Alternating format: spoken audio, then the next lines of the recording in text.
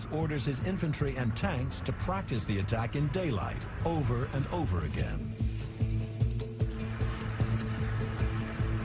Getting ready for Totalize was basically about a week of really studying how to put it together. They put 1, 2, 3, 4. They made up 4 columns. Behind those 4 tanks, they put 4 more. Behind that, they put 4 flails. Behind that, another 4 flails. And then 4 companies of infantry in armored personnel carriers. Everything tracked, not one-wheeled vehicles at all. 11:30 hours, August 8th.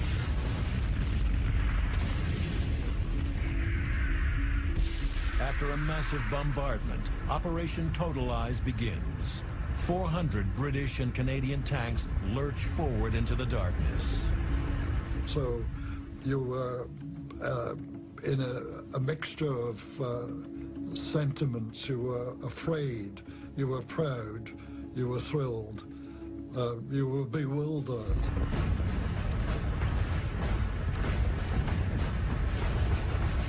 The tanks stay close together, crawling slowly toward the ridge, following lines of tracer fire that point the way to each unit's objective.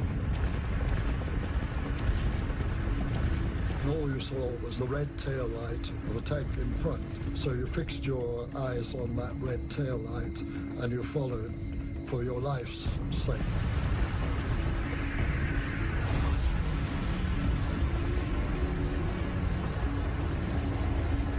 And the buggers would be putting in mines knowing reasonably well where we were and which way we might come out against them.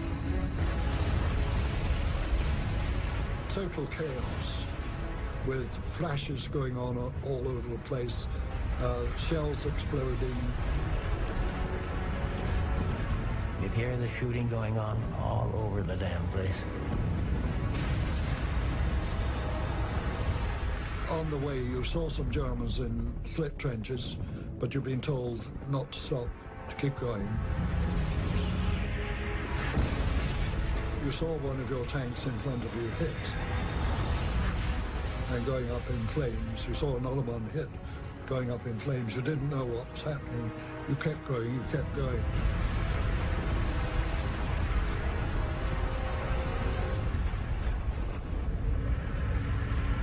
By dawn on August 8th, Canadian and British forces have captured most of Verrières Ridge.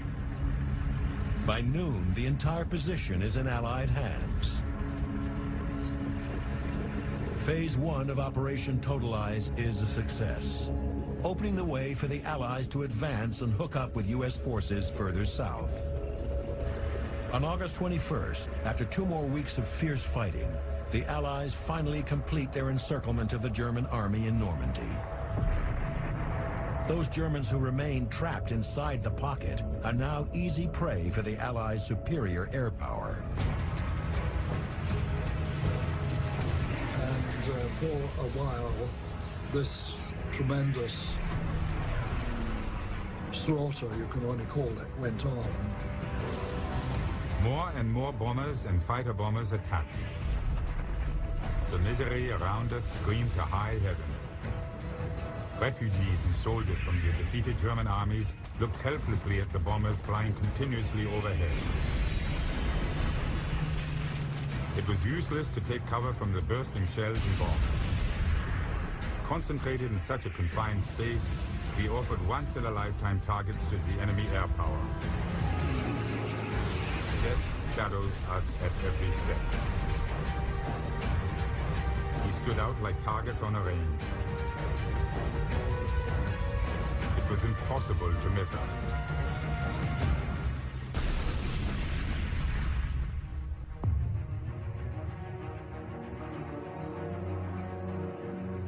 The destruction of the German army in France marks the end of the Battle of Normandy. German losses are horrific. 200,000 are killed or wounded, and 1,300 tanks are destroyed. Normandy has become a graveyard for the once mighty German panzers. Of the 12th SS Panzer Division, only 10 tanks and 300 men are reported to have escaped, including Kurt Meyer, who was later put on trial for war crimes, including the killing of 18 Canadian prisoners at the Abbaye d'Ardennes.